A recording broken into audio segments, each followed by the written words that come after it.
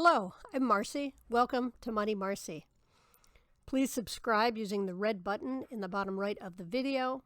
If you have questions or suggestions of topics you'd like to see, please use the comments section. Today I will be talking about the IRS Tax Estimator. Dun dun dun! Not nearly as terrible as it sounds. This is the link to it, and if you go to the description section of the video on the YouTube page, there is an active link to the estimator page. Before you go there, you should gather the information you'll need to fill it out and use the tool. Filing status. Do you have or are you a dependent? How many jobs have you had over the year? Most recent pay stubs for any and all jobs. Most recent year-to-date information on any other income you may have.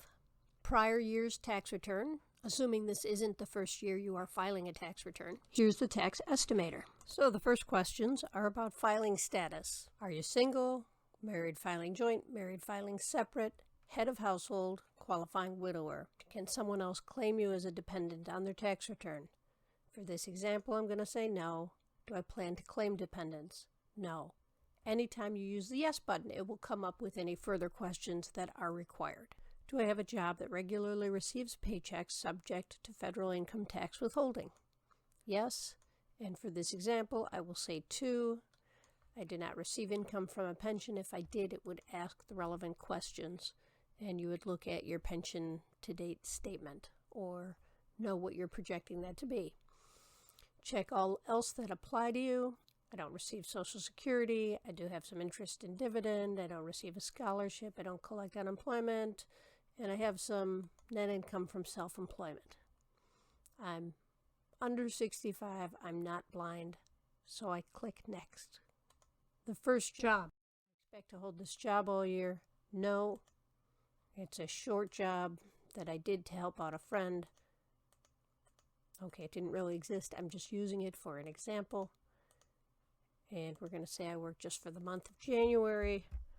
Earned $500 in wages. No bonuses, and there was $50 federal income tax withheld.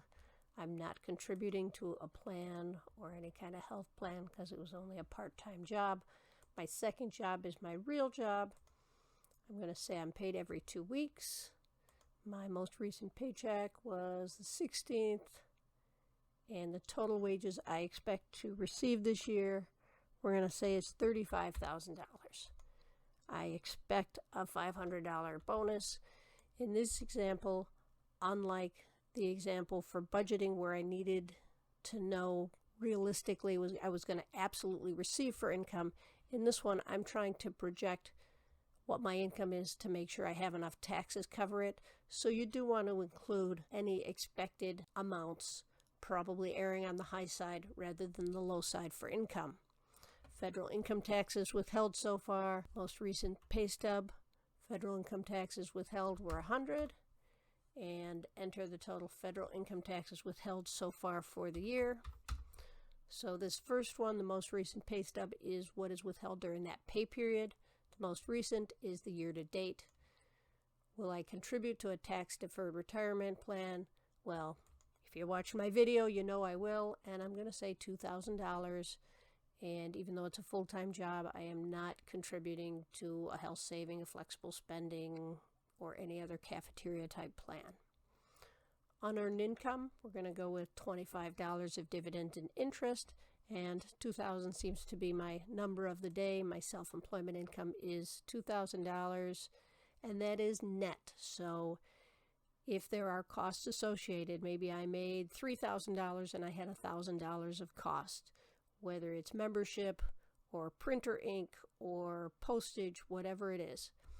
And the estimated federal income tax paid toward the self-employment income is zero. To income.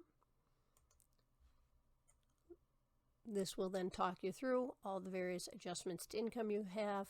If you're not sure if you have any, I would suggest you start by looking at last year's tax return. It's a good place to start. That doesn't guarantee that it hasn't changed this year. In most cases, it is similar from year to year. Deductions from income. I'm going to take standard, but I want to give you a quick look at itemized. It lists the various types of itemized deductions, and here at the bottom, before the buttons, if you want to use your itemized deduction, even if it's less than your standard deduction, check this box. However, most of the time you're going to want to take whichever is best for you. So you would fill in the numbers and not check that box. But I'm going to take the standard deduction and hit next. Here are the options for tax credits. If you have any of them, the system will ask you for all the specifics you need on any of these. I'm not going to go through all of them, but I'm going to say get results without tax credit. And here's my results. My overpayment is $20. That's great, so I probably wouldn't adjust my results. But if I wanted to, these two boxes here, get my balance close to zero, would tell me how to adjust my W-4 to either get myself a refund or get my balance close to zero. And these work no matter whether you are overpaid or underpaid. The W-4 is what tells your employer how much taxes you would like withheld. Down here at the bottom, it just lists the information that I use, my salary and pensions and other income and unearned income, the taxes numbers that I use, and that gives me all the information. The most important thing is this does a projection of your tax return so that you have the opportunity to see before the end of the year or before your tax return is prepared what your tax return is likely to look like, so that you have time to change your withholdings so that you don't owe taxes at the end of the year, or you get a refund if you're using that as a planning tool for summer plans. Like with all my videos, you are the one that benefits by putting in the best quality information you have. This should help you figure out ahead of time if you are going to owe money or receive a refund when you file your tax return. As always, if you have questions, you should consult a professional financial advisor who can look at the details of your particular situation. I hope you enjoyed this. I hope you learned something, and I look forward to seeing you next time.